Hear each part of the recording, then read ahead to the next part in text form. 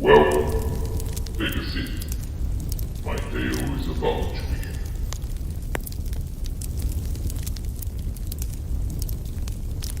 Najime, the daughter of fate.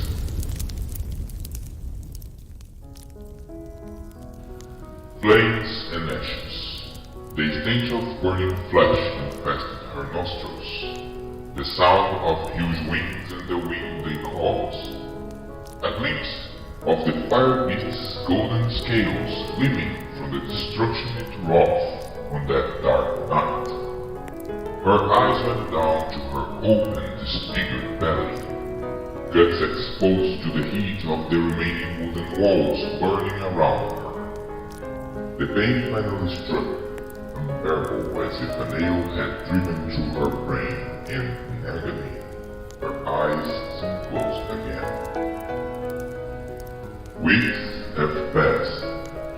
With a groan, she regained consciousness. Instinct got her up from the improvised bed. There were still bandages wrapped around her stomach. Barely holding herself up, she crawled her way among the bodies of dozens, some already lifeless. One of the apprentices ran towards her, trying to get her to lie down again. She refused. Her husband and son, she needed to find them. The cleric from afar motioned for the apprentice to allow her to proceed.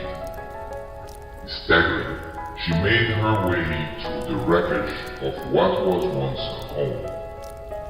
The fire-blackened bones were still there. The priest approached in silence and mourning. Denying the truth, she turned to face the religious man, who, with deep regret, confirmed the fears of such young wife, such young mother. And as if that wasn't enough, he still had one more harsh reality to her. Although he had managed to save her life, never again her body would bear a child. Tears streamed down the young woman's cheekbones, tears of hate. There, in silence, she swore revenge, no matter the cost. 5 years had gone by since that day. 5 years in search of any form of power to quench her fury. 5 years that took her to the ruins of an ancient temple forgotten in time. There, a voice finally answered her burning. A voice that spoke directly to her mind or even to her soul. It was a green deal, the means to the proper end, in exchange of her next born. Without hesitation, she accepted. There was nothing to lose after all. A woman without an uterus cannot give birth. Another 10 years went by. A tormentor whose presence made enemies cringe in terror. Her name was whispered as taboo, and her deeds hated by all who sought good and justice. Nothing but a small price. Finally came the moment for which she had dragged her existence. The moment after which she would finally find her peace. The ritual was successful and the incantations were in place. Leaving her armor aside, she dove into the depths of that cold, desolate lake. Behind a stone, the passage hidden by an illusion led to the interior of her victim's abode. Though a golden dragon, this one was still young and foolish, unaware of the spell set upon his lair, or the sweet smell that impaired his judgment. The strong body of that human female pleased him, transmogrifying into a humanoid form. He didn't even realize that this would be his last night among the living. 3 months passed, and the tormentor was half the way back to the village where it all began. Now she could finally join her family. She could finally rest. Her chain of thought was broken once again by a persistent malaise that had her stomach twisting recently, and that persistent feeling of disorientation, could it be the result of lack of purpose? Or would it be the lack of anger after so long dwelling on it? 6 months after her goal was achieved, she had returned to her forgotten home. Her bed had grown, some illness maybe, it didn't matter. Soon she would leave this world. But first, she was going to find the cleric who saved as many as he was able to in that damned night, and allow him to know that all those lives lost in fire and despair were finally avenged. That now their souls could finally rest, and if it were his duty, he might as well end the life of the one who did so much ill in the name of the Roman god. 9 months. On a stormy night inside the dark cave, the groans and cries of childbirth echoed. Then cleric, he was right. Would that be a blessing? No, a curse. How could it be anything else? The offspring of the one who had stolen her life. With so many before she had lain to get information power, or to simply eviscerate at the dawn to make her benefactor happy. Why just that beast made her? Whatever the reason, she would take that monster back to the altar of that god's forgotten temple and deliver her part of the bargain. The child was now 5 years old, Najime. This was the name chosen by her mother when the girl's golden eyes met hers after birth.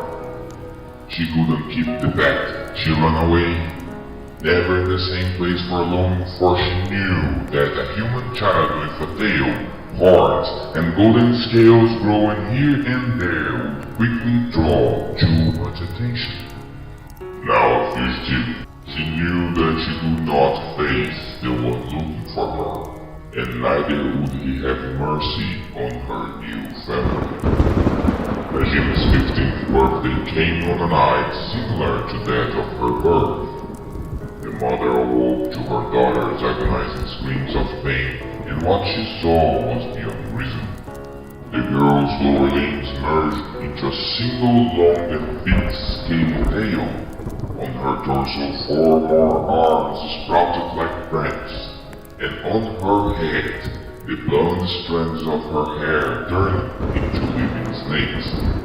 And as their eyes met like so many times before, in the darkness of that night, only despair remained for the child, as she saw her mother's skin turn into stone, her eyes lose the brightness, and even the tear that ran down her face hardened.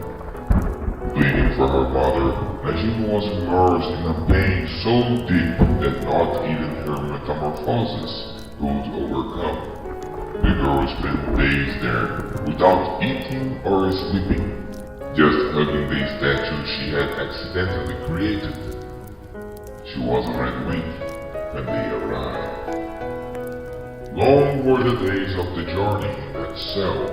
Her jailers seemed pleased. She could hear when they said she would be the perfect sacrifice and the ideal vessel for the Eldritch God, but she didn't care. Najime looked at the stars through the bars that robbed her of her freedom and just asked for forgiveness, without knowing that her prayers were being listened. On the altar of an abandoned temple she had been chained. A hooded figure, wielding a waved blade, spoke in a forbidden language, while others knelt with their faces pressed to the stone floor. 4 of them approached the girl's face, and without any mercy, yet extreme care, removed her cursed eyes. The pain was unbearable, but still less than that caused by her sin. Blood and tears filled her eye sockets, and darkness engulfed her. Another spell was chanted by those present, and the dagger aimed right at the girl's heart. It was at that moment that the light of a star came to her. even in the darkness of her blindness. I am here with you, daughter of dragons, and I forgive you. The sound of battle reached Najime's ears. Something didn't go according to those people's plans. The screams of fury and cries of pain, things crashing and breaking, and finally the sound of the dagger bouncing on the floor. Silence. Then she felt the chains bound her loosening. I am here to help you, child, said a calm and warm voice. The monk took the girl away from that cursed place and tended her wounds. He taught her how to live with her loss, how to use her new companions as guides, and about the mercy of the dragon goddess of the shining star. He told her how that light freed him from evil, even though in his veins runs the blood of vile red dragons. For 3 months that half-breed soothed the sadness in Najime's heart with his stories. But the day of separation could no longer be postponed. He then told her the truth about why those Eldritch God followers wanted her more than anything, and why they would never give up. The evil god had long sought a body that it could inhabit, a body that would resist both the transformation and its immense power. But that body could not be taken by force, but promised before it was even conceived. Najime's mother had been deceived, so that the day she made the pact with the god of fate, she had sealed both of their lives in a terrible curse. But now she would have the chance to fight against that destiny. He recalled that although the shining star is the goddess of forgiveness and redemption, she will only show the way, and it is up to the girl to walk it. Najime nodded in understanding. He turned to leave, but then, before a single step, asked what she would do with her second chance. I'll get back the eyes my mother gave me, she replied. They may be cursed. They may have been the reason why But my mother said they are the most beautiful jewels she had ever seen, and if they were important to her, then they are important to me.